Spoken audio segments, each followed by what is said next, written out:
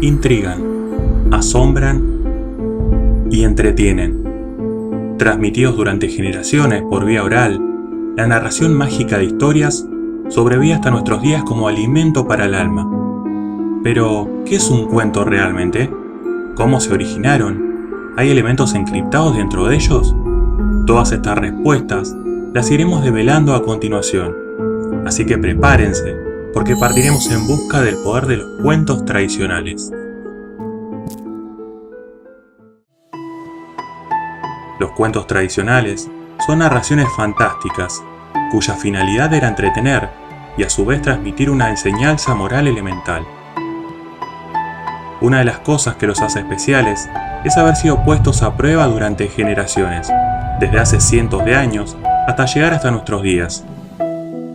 Un cuento puede contener elementos de fantasía en su estructura, incluyendo situaciones que pueden escapar de lo normal, o integrando personajes folclóricos, entre otros. Bueno, yo me dedico a la recopilación de cuentos folclóricos. El cuento folclórico viene a ser el cuento de tradición oral. O sea, antes la gente se juntaba, sobre todo en invierno, por las noches, se juntaban alrededor del fuego después de comer y se ponían a contar estos cuentos que no tenían un autor cierto, que formaban parte de la comunidad. Uno de los grandes recopiladores de esos cuentos folclóricos eran los famosos hermanos Grimm. Podemos agregar que a diferencia de las leyendas, según destaca Marie-Louise Bonfrant, analista y discípula de Jung, los cuentos poseen un carácter más universal, siendo una narración arquetípica y eterna. Esto lo demuestra la forma en que se inicia habitualmente, érase una vez. Algo que pone en evidencia que el cuento está fuera de tiempo y espacio, características del inconsciente colectivo, y cuyo érase una vez invita al oyente, sin importar el lugar al que esté, a emprender ese viaje.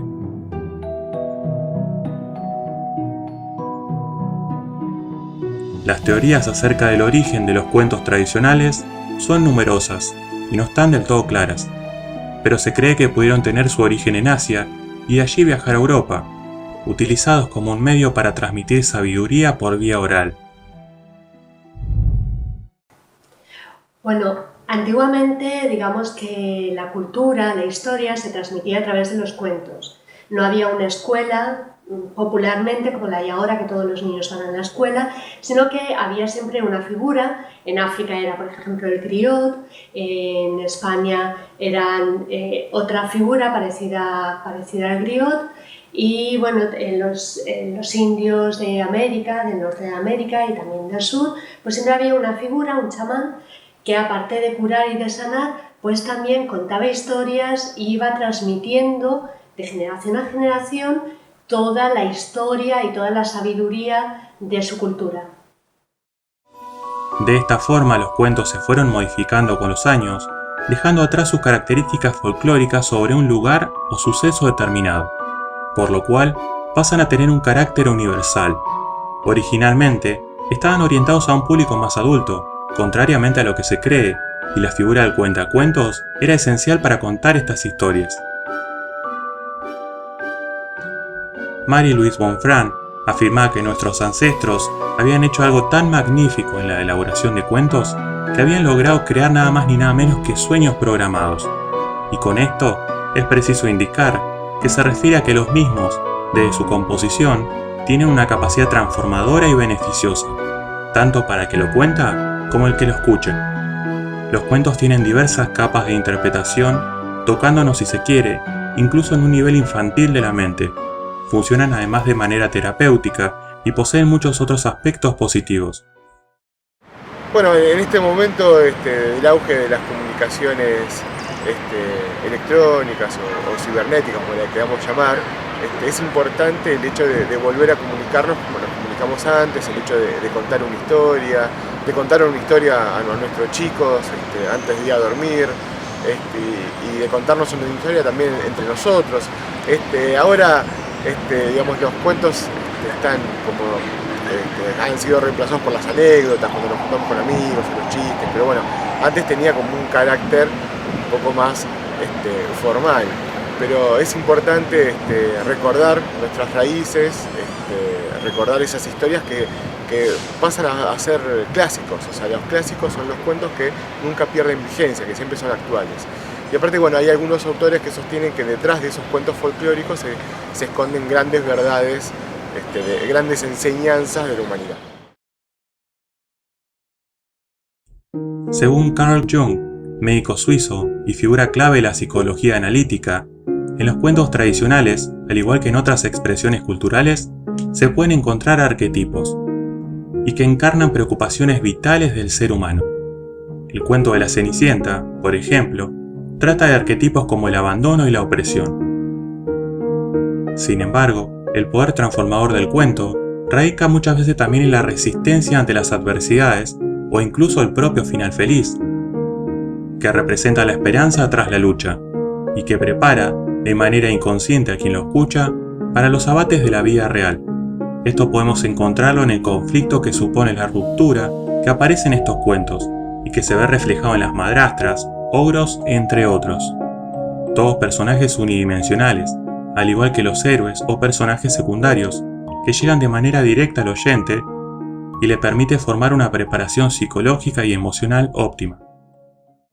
Bueno, ahí los cuentos tradicionales, por ejemplo, tienen una estructura muy marcada. Bruno Bettelheim, por ejemplo, hablaba sobre la estructura de los cuentos y ponía todos los elementos que debía de incorporar un cuento y que son unos elementos, digamos, que son comunes a todos los cuentos, donde hay un personaje principal, hay un antagonista, tiene que superar una serie de obstáculos, tiene que conseguir un objeto y finalmente realiza una hazaña que él le libera o que consigue lo que quería. O sea que sí que hay, de algún modo, encriptada, por decirlo de algún modo, una sabiduría, un mensaje ahí, que es lo que hace que ese cuento, ese valor, el valor que transmite el cuento, se haya pasado de generación en generación. Según Bruno Bettelheim, célebre psicólogo infantil, autor de la obra Psicoanálisis de los cuentos de hadas, afirma que los cuentos hablan del destino del hombre, de las pruebas y tribulaciones que hay que afrontar, de sus miedos y esperanzas, y de sus relaciones con el prójimo y con lo sobrenatural. Todo ello en un lenguaje que permite reflexionar sobre su profundo significado. Ahora bien, si lo que deseamos es saber cómo contar un buen cuento, lo primero es entender que narrar un cuento es todo un arte. Por esta circunstancia, se recomienda una narración clara, con cambios de entonación, acorde a los acontecimientos que se van desarrollando, para que capten la atención. Además, hay que tener en cuenta otros factores importantes. Bueno, cuando vamos a contar un cuento, lo importante es a quién se lo vamos a contar. O sea, no es lo mismo un chico de 3 años que de 8, que un adolescente, que un adulto. Hay ciertos matices y ciertas cosas que nosotros podemos decir que son como ganchitos para que el escucha haga pie y pueda engancharse con esa narración que vamos a hacer. En las Mil y una Noches hay un muy buen ejemplo de eso, que ella va tratando diferentes estrategias para enganchar al escucha. Entonces a veces usaba el mismo nombre que estaba escuchando, o a veces usaba la misma jerarquía y dice, bueno, era un rey como vos. O sea, usar cosas donde el escucha siente empatía y puede engancharse con el cuento. Bueno, el cuento hay muchas maneras de contarlo, sobre todo hay que ponerle mucha pasión y hay que saber y conocer la historia, pero hay gente que cuenta sentada, como estoy yo ahora, hay gente que cuenta de pie, pero lo más importante es saberse el cuento, saber qué historia vamos a contar la historia que más nos gusta a nosotros y la expresión corporal, la expresión facial, los tonos de voz, eso es muy importante a la hora de contar un cuento.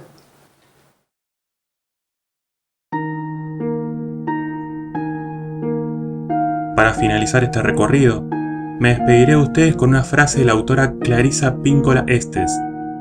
La intención es invitarlos a que piensen cuáles son sus cuentos tradicionales favoritos, se animen a compartirlos y motiven a otros a contarlos. Donde quiera esté la casa, cualquiera sea la hora, cualquiera sea la estación, la narración del cuento hace que una noche estrellada y una blanca luna se filtren desde los aleros y permanezcan en suspenso sobre las cabezas de los oyentes, A veces, hacia el final del cuento, la estancia se llena de aurora, y otras veces queda un fragmento de estrella o un mellado retazo de cielo de tormenta. Pero cualquier cosa que quede es un don que se debe utilizar para trabajar en la configuración del alma.